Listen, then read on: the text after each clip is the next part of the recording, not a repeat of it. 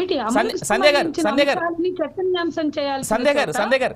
గారు నేను మిమ్మల్ని ఆపుతున్నా అని మీరు అనుకోకపోతే లేటెస్ట్ ఒక డెవలప్మెంట్ నాకు కనిపిస్తూ ఉంది. మనం డైరెక్ట్ తృణమూల్ కాంగ్రెస్ దగ్గర నుంచి సిపిఐ పార్టీ దగ్గరికి పోదాం ఒకసారి. అంటే కలకత్తా నుంచి తిరువనంతపురం వెళ్దాం ఒకసారి. ఇందాకే వచ్చినటువంటి ఒక కేసులో ఇంట్రెస్టింగ్ జడ్జిమెంట్ మా పీసీఆర్ టీం ఇప్పుడే మాకు అందిస్తూ ఉంది.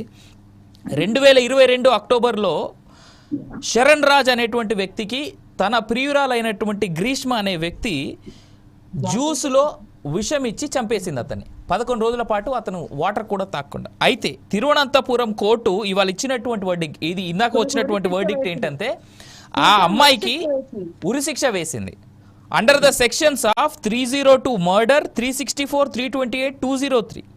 గ్రీష్మకి ఉరిశిక్ష వేసింది. ఆ అమ్మాయికి సపోర్ట్ చేసినటువంటి నిర్మలా కుమారన్ అదేవిధంగా నాయర్ అనేటువంటి ఇద్దరికి 3 సంవత్సరాలు జైలు శిక్ష వేసింది.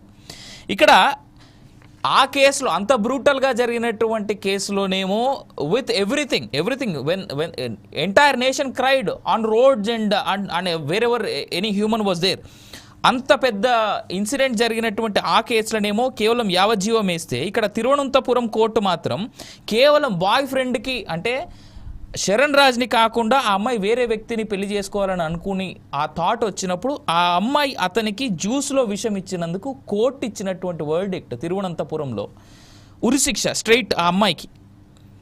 న్యాయస్థానాల మధ్య ఈ డిఫరెన్సెస్ ఏంటండి స్పెషల్గా? అంటే ఇక్కడ మేబీ పార్టీలని నేను బ్రింగ్అవుట్ చేయొచ్చో లేదో నాకు తెలియదు, కానీ బీజేపీ పాలిత రాష్ట్రాలు కాదు రెండు కూడాను. అంటే ఒకటండి, మన సమాజంలో దేనికైనా జెండర్ ఇష్యూ అనేది ఉంటుంది, జెండర్ ఆస్పెక్ట్ అనేది ఉంటుంది. అది శిక్షలు వేయడంలో అయినా, నేరస్తుల్ని రక్షించడంలో అయినా, శిక్షించడంలో అయినా ఉంటుంది. మేము మరణ శిక్షలు ఈ విషయంలో కూడా మేము మరణ శిక్ష కావాలని కోరట్లేదు. ఆమెదైనా మరణ శిక్ష వేయడం కరెక్ట్ అని కాదు. కానీ ఒకటి వాస్తవం, నేరం ఎవరు చేసినా శిక్షార్హులే.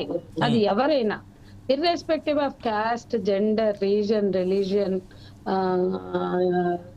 రేషియల్ ఇవన్నీ చూస్తే కానీ అన్నీ ఉంటాయి, అన్ని పనిచేస్తాయి. పేదవాళ్ళకే శిక్షలు పడతాయి అనేది కూడా వాస్తవం. మీరు చూడండి, ఉరి శిక్షలు, మరణ శిక్షలు, ఎన్కౌంటర్లు ఎక్కడైనా బడాబాబులకి ఉందా? మన పార్లమెంటులో మొన్న ముగిసిన పార్లమెంట్ లో 37 మంది అత్యాచార నేరస్తులు ఉన్నారు. 37 మంది అక్షరాల చార్జ్ షీట్ ఫైల్ అయిన వాళ్ళు. వాళ్ళకి మరణ శిక్షలు వేసే ధైర్యం ఈ పాలకులకు ఉందా? అందుకని నేరం ఎవరు చేసినా శిక్షించాలి, బాధితురాలు ఎవరైనా న్యాయం జరగాలి. మీరు అన్నట్టుగా అక్కడ పెద్ద ఆందోళన లేవు, కానీ నేరానికి శిక్ష ఉండడం సహజమే. కానీ అక్కడ మరణ శిక్ష ఉన్నప్పుడు ఇక్కడ ఎందుకు ఇంత హీనియస్ క్రైమ్? ఇక్కడ ఆర్జీ కార్ ఘటనలో ఆమె చంపేయడం, ఆమె మీద జరిగిన క్రూరమైన హింస ఒకటే కాదండి. ఒక ఉద్యోగంలో డ్యూటీలో ఉన్న ఒక డాక్టర్, ఇవాళ ఎంతమంది భారతదేశంలో నైట్ డ్యూటీలు చేస్తున్నారు? ఆ డ్యూటీలో ఉన్న డాక్టర్ కి భద్రత కల్పించలేని వైఫల్యం అయితే ఆమె మీద జరిగిన క్రూరమైనటువంటి హింస, దీనికి వచ్చిన స్పందన, ఈ స్పందన పట్ల కూడా బాధ్యతాయుతంగా ఉండాలి తీర్పులైనా. నేను అదే చెప్తున్నాను, ఇందాక చెప్పింది మీరు ఆపింది ఏంటంటే సిల్డా కోర్టు నుంచి మొదలు పెడితే సిల్డీ కోర్టు నుంచి ఎక్కడైనా సరే ఇవన్నీ ఫోకస్ చేయాలి. ఒక నేరస్తుడిని శిక్షించామనే చేతులు దులుపుకునే వ్యవహారం కాదండి. భద్రతా అంశాలు రావాలి, సాక్ష్యాధారాలు మాయం చేసే అంశాలు కావాలి. దీని ఇంపాక్ట్ ఆన్ విమెన్ ఎంప్లాయీస్, మహిళా ఉద్యోగుల మీద జరుగుతున్నటువంటి ప్రభావం రావాలి. వీటన్నిటిని రిఫ్లెక్ట్ చేసే విధంగా ఉండాలి అనేది మేము అభిప్రాయపడుతున్నాం. ఇది ఖచ్చితంగా పాక్షికమైన తీర్పే. ఇవాళ మీరు ఇంకో తీర్పుతో పోల్చారు కదా, ఆ జెండర్ డిస్పారిటీ కూడా ఇక్కడ కనిపిస్తోంది. రైట్, మీరు జెండర్ ఇన్ఈక్వాలిటీ అన్నారు కాబట్టి నాకు తెలిసి చట్టం ముందు అందరు సమానలే నేనైతే అనుకుంటాను. But I don't know. Mounika గారు, నాకు తెలిసి రెండు వచ్చినటువంటి తీర్పులు 2 డిఫరెంట్ స్టేట్స్లో వచ్చాయి. అండ్ ఇన్ఫ్యాక్ట్ ఒక చోట హీనియస్ క్రైమ్ అయితే ఒక చోట జస్ట్ ప్రేమ హత్య. అది కేవలం జ్యూస్లో విషం ఇచ్చి చంపేసినందుకు తిరువనంతపురం కోర్టు ఇవాళ జైలు శిక్ష కాకుండా ఆ అమ్మాయికి మరణశిక్ష వేసేసింది విత్ 2 lakh rupees ఫైన్. ఈ 2 లక్షల రూపాయల జరిమానా కట్టమని చెప్పి కోర్టు శిక్ష విధించింది. 2 బీజేపీ పాలిత రాష్ట్రాలు కాదు. Maybe I should not sound like this, but still I just wanted to bring it out. Doesn't matter అండి, అది ఎవరు పాలించినా కూడా it's all about women. When it comes to women we need to stand as a women, no doubt about it. కాకపోతే దీనిలో basic గా ఎక్కడ mistake జరుగుతుంది అంటే, ఎప్పుడైనా ఛార్జ్ షీట్ ఫైల్ చేసేది లోకల్ పోలీస్ ఉంటారు. వాళ్ళ basic responsibility ఏముంటదంటే A1, A2, A3 ఎట్లయితే ఫైల్ చేస్తామో in the same way evidence ని కలెక్ట్ చేయడము, ఎట్ ద సేమ్ టైం ఆ ఎవిడెన్స్ ని ప్రిజర్వ్ చేయడము అనేది కూడా మ్యాటర్స్. చాలా సార్లు ఏమైపోతుంది అంటే అక్కడ మిస్లీడ్ చేయడం కోసం ఎవిడెన్స్ ని ట్యాంపర్ చేస్తారు. ఎవిడెన్స్ ఒకసారి ట్యాంపర్ అయిందంటే హియరింగ్స్ లలో, ట్రయల్స్ లో ఆ కేసు నీరు గారిపోవడం అనేది సహజం అనమాట. It's a common and basic thing which is why in ఆ సిచ్యువేషన్ లో ఒకవేళ గవర్నమెంట్ కరప్ట్ ఉన్నా, గవర్నమెంట్ అక్కడ ఉన్న అక్యూజ్డ్ ని సేవ్ చేయాలి అనుకున్నప్పుడు నేను ఇందాక చెప్పినట్టు ట్యాంపరింగ్ అనేది క్లియర్ గా జరుగుతుంది. Which in case west Bengal లో మనం చూస్తున్నాం క్లియర్ గా. ఎందుకంటే ఆ రూమ్ ని మొత్తం రీకన్స్ట్రక్ట్ చేసి దట్ ఇట్ సెల్ఫ్ షోస్ అక్కడ ఎవిడెన్స్ ని ట్యాంపర్ చేస్తున్నారు, ప్రిజర్వ్ చేయలేదు, at the same time collect కూడా ప్రాపర్ గా చేయనే లేదు అనేది. అది లోకల్ పోలీస్ బేసిక్ రెస్పాన్సిబిలిటీ అయితే ఆ ఛార్జ్ షీట్ లో అవన్నీ మెన్షన్ అయి ఉంటుంది. వాటినే ట్రయల్ గా అదాన్ని బేసిస్ గానే సిబిఐ కూడా కంటిన్యూ చేస్తుంది తప్ప సిబిఐ వచ్చేసి కొత్తగా మళ్ళీ ఛార్జ్ షీట్ వేయడం కానీ ఎవిడెన్స్ కలెక్ట్ చేయడం కానీ ఉండదు. నెక్స్ట్ లైఫ్ ప్రిజన్మెంట్ ఇచ్చేది ఉంటే ఒక లైఫ్ ఇస్తే ఏమొస్తుందండి, 7 years దానికి మాక్సిమం. అందులో సత్ప్రవర్తన అని చెప్పేసి మంచి బిహేవియర్ కింద 3 to 4 years లో వాళ్ళు బయటకు వచ్చేస్తారు. సో అది కూడా యూజ్లెస్ అయిపోతుంది. హ్యాంగ్ టిల్ డెత్ అనేది కూడా మనం మళ్ళీ హయ్యర్ కోర్టులో, అపెక్స్ కోర్టులో వచ్చిందని హయ్యర్ కోర్టులో మనం మళ్ళీ కౌంటర్ చేసేది ఉంటే మళ్ళీ డిలే అవుతుంది.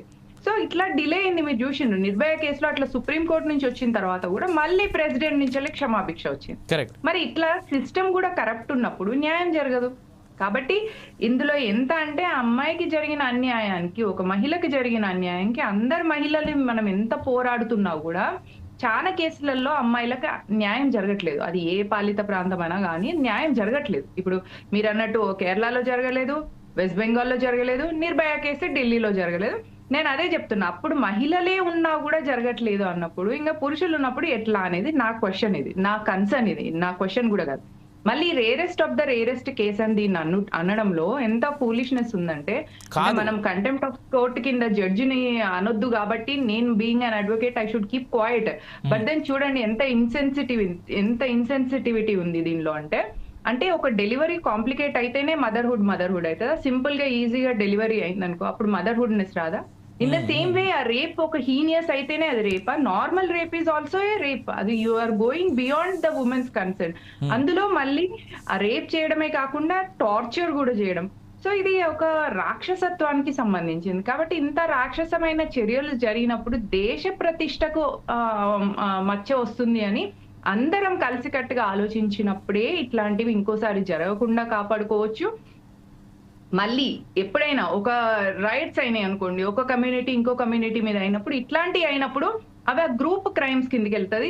మొత్తం అది ఏమైపోతుంది అంటే మాబ్ కిందకి వెళ్ళిపోతుంది. బట్ దెన్ ఒక సింగిల్ అమ్మాయి మీద గ్యాంగ్ రేప్ జరిగినప్పుడు ఇది చాలా కన్సర్న్ అయిన కేసెస్ ఉంటాయి. ఇవి నిర్భయ కేసు కానీ, దిశ కేసు కానీ, ఇప్పుడు ఈ అమ్మాయి కేసు అయినా కానీ ఇవన్నీ చాలా ప్రతిష్టకు సంబంధించిన, అసలు న్యాయానికే మచ్చ తెచ్చేలాంటి కేసులు ఇవి. వీటిలో ఇయర్స్ తీసుకుంటున్నారంటే ఇంకా అంతకంటే వర్స్ట్ థింగ్ ఇంకా మనం ఏం ఎక్స్పెక్ట్ చేయలేము. ఇట్లాంటి దేశం నుంచి అయితే అట్లా జరగొద్దు అనేది నా ఒపీనియన్ అండి. బీయింగ్ ఈ సివిలైజేషన్ కి ప్రైడ్ గా ఫీల్ అయ్యే నాలాంటి వాళ్ళు మాత్రం మన దేశంలో ఇట్లాంటి రేప్స్ కి మాత్రం తొందరగా న్యాయం చేయాలనేది నా కోరిక. రైట్ మౌనిక గారు, I'll come back to again. Madhavi గారు, నేను ఇప్పుడే కోట్ చేశాను రెండు డిఫరెంట్ కేసెస్. ఒక చోట విమెన్ విక్టిమ్, ఒక చోట విమెనే అక్యూజ్డ్. రెండు డిఫరెంట్ కేసెస్, కాకపోతే జడ్జిమెంట్స్ కూడా చాలా డిఫరెంట్ గా ఉన్నాయి. సో మీ ఒపీనియన్ ఏంటి? ఇప్పుడు రేర్ కానీ మర్డర్ జరిగినప్పుడు ఇంత తొందరగా డెసిషన్ తీసుకున్నారు. ఈ కేసులో, ఓన్లీ దిస్ పర్టికులర్ కేసులో తొందరగా డెసిషన్ తీసుకున్నారు. ఎందుకంటే అక్కడున్న వాళ్ళు ఎవరైతే ఇన్ఫ్లుయెన్స్డ్ పర్సన్స్ ఉన్నారో, విఐపీస్ ఉన్నారో, మరి వీళ్ళందరినీ కూడా కాపాడడం కోసం మాత్రమే ఇంత తొందరగా డెసిషన్ తీసుకున్నారు. అదే ఇంకా అదర్ కేసెస్ చాలా ఉన్నాయి. ఇంతకు ముందు జరిగిన కేసెస్ లో ఏవి కూడా ఇంత తొందరగా ఒపీనియన్, తొందరగా అనాలిసిస్ చేయలేదు. ఎక్కడ కూడా తీర్పు కూడా ఇంత తొందరగా రాలేదు. కేవలం ఈ సాక్ష్యాలన్నిటినీ కూడా మార్చడానికి, ఉన్నటువంటి సాక్ష్యాలన్నిటినీ కూడా ఇంకో ఎవరికో ఫేవర్ గా చేయడం కోసం మాత్రమే చేసినటువంటి చర్య ఇది. అక్కడ ఏం జరిగింది, అది రేర్ కేసు కాదు. అయినా కూడా అక్కడ వాళ్ళకు శిక్ష చేయడం అని అంటే ఇది ఎంత డిఫరెన్షియేషన్ చూపిస్తుందో మనకు అర్థమైపోతుంది. ఇక్కడ పొలిటికల్ ఇన్ఫ్లుయెన్స్ కావచ్చు, లేకపోతే వివిఐపీస్ ఇన్ఫ్లుయెన్స్ కావచ్చు, వాళ్ళందరినీ కూడా పక్కకు జరపడం కోసం ఈ రోజు ఇంత తొందరగా డెసిషన్ తీసుకొని, అమాయకుడు అంటే చెప్పలేము, అందులో ఇంకెంతమంది ఇన్వాల్వ్ అయినారు, ఒక్కరి మీదనే నెపం నెట్టి ఈ రోజు ఎక్కడ ఆడవాళ్లకు రక్షణ ఉంది అనంటే కనీసం పని చేసే ప్లేస్ లో లేదు. సరే ఇప్పుడు చెప్పారు ఒంటరిగా వెళ్ళొద్దు అనంటే, మహిళలు ఒంటరిగా ఈ రోజుల్లో వెళ్ళకపోవడం అనేది జరగని పని. అది మాపుగా ఒక గుంపుగా వెళ్ళడం అంటే ప్రతి దగ్గరికి వెళ్ళలేము. సో ఎక్కడైనా మనం కంపల్సరీగా వర్క్ చేస్తున్న మహిళలు పాలిటిక్స్ లో ఉండొచ్చు, అదే ఉద్యోగంలో ఉండొచ్చు, ఈ రోజు నైట్ షిఫ్ట్లు తిరుగుతున్నారు, ఐటీ ఉద్యోగాలు చేస్తున్నారు. ప్రతి దగ్గర కూడా మహిళలకు రక్షణ కల్పించాల్సిన బాధ్యత అక్కడ ఉన్నటువంటి యాజమాన్యంది కావచ్చు, లేకపోతే గవర్నమెంట్ది, వీళ్ళందరూ రెస్పాన్సిబిలిటీ తీసుకోవాల్సి ఉంటది తప్పనిసరిగా. తీసుకున్నప్పటికీ కూడా ఎక్కడన్నా విఐపీలు కానీ ఎవరన్నా లీడర్స్ కానీ ఇన్వాల్వ్ అయి ఉన్నటువంటి కేసులలో ఈ రోజు వరకు న్యాయం జరగట్లేదు. వాళ్ళని పక్కకు జరపాలని చూస్తున్నారు. ఇక్కడ బెంగాల్లో జరిగింది కంప్లీట్ గా అటువంటిదే ఈ రోజు జరిగింది. అందులో అమ్మాయి ఆ యాజమాన్యం మీద, హాస్పిటల్లో జరుగుతున్నటువంటి అకృత్యాల మీద నోరు విప్పినందుకే ఆ అమ్మాయికి ఈ రోజు ఈ పరిస్థితి దాపరించింది. ముఖ్యమైన ప్లేస్ లో జరిగింది, లేకపోతే ఇంకెక్కడో జరిగిందంటే అది మనము సరే అది నిర్లక్ష్యం వల్ల అనుకోవచ్చు. కానీ ఇక్కడ కంపల్సరీగా ఉన్నటువంటి జాబ్ లో చేస్తున్నటువంటి వాళ్ళకు వాళ్ళు రక్షణ కల్పించాల్సిన బాధ్యత ఉంది. కానీ మరి పోలీస్ వాళ్ళు కానీ ఎవరు కూడా ఆ సాక్ష్యాలను కరెక్ట్ గా సేకరించలేకపోయింది ఈ రోజు. అంటే కావాలని చేసింది అది. ఎవరైతే ప్రిన్సిపల్ ఉన్నారో వాళ్ళ వైఫ్ కూడా చెప్పింది ఆయన క్యారెక్టర్ ఎటువంటిది అనేది కూడా మనకి మరుసటి రోజుల్లో మనకి అన్ని కూడా ఇన్ఫర్మేషన్ వస్తానే ఉన్నాయి. It's an interesting case study. నేను మళ్ళీ వస్తాను మీ దగ్గరికి, ఒక్క నిమిషం మాధవి గారు, నేను మళ్ళీ మాట్లాడిస్తాను. మళ్ళీ రమాదేవి గారు మీ దగ్గర నుంచి I would take final words. మీరు 2 జడ్జిమెంట్స్ నేను చదివి వినిపించాను, రెండిట్లోనూ అదేవిధంగా కంప్లీట్ హిస్టరీస్ చూసుకుంటే ఫైనల్గా మీ దగ్గర నుంచి మీరు చెప్పాలనుకునేటువంటి కంక్లూజివ్ వర్డ్స్ ఏంటి? కేరళ కేసు నిన్న అమ్మాయి, నన్ను చూడండి, నేను నా విషయం వినండి అని చెప్పేసి అమ్మాయి నేను చదువుకున్నాను నా సర్టిఫికేట్స్ చూడండి జడ్జి ముందు పడేసినటువంటి ఇది కూడా వచ్చింది పత్రికల్లో. వాస్తవంగా అమ్మాయికి ఉరి శిక్ష వేయాల్సినంత కేసు ఉందా? సంజయ్ గారు అన్నారు, జెండర్ డిస్క్రిమినేషన్ ఉంటుంది, అలాగే కాస్ట్ డిస్క్రిమినేషన్ ఉంటుంది, రిలీజియన్ డిస్క్రిమినేషన్ ఉంటుంది. ఇట్లాంటివి మన దేశంలో జడ్జిల బుర్రల్ని, పోలీస్ అధికారుల బుర్రల్ని, పైన ఉన్నటువంటి నాయకుల బుర్రల్ని, వీళ్ళన్నిటినీ ఆక్రమించేస్తారు. సో అక్కడ జరిగినటువంటి ఘటన మనం చూస్తే ఒక మూఢ విశ్వాసం కూడా ఉన్నట్లు కథనాలు వచ్చినాయి. అంటే యాక్చువల్ గా అది ఒక 2 వ్యక్తులకు సంబంధించినటువంటి case. And compare to Calcutta case, Calcutta case అనేది చాలా వైడర్ డైమెన్షన్ ఉంది. ఈ వైడర్ డైమెన్షన్ ఉంది కాబట్టి దాన్ని కప్పిపెట్టేటటువంటి ఒక ప్రయత్నం జరిగింది అనేది మనందరం నమ్ముతున్నాము. ఫైనల్ గా మనందరం అదే చెప్పుకోవాల్సి వస్తుంది.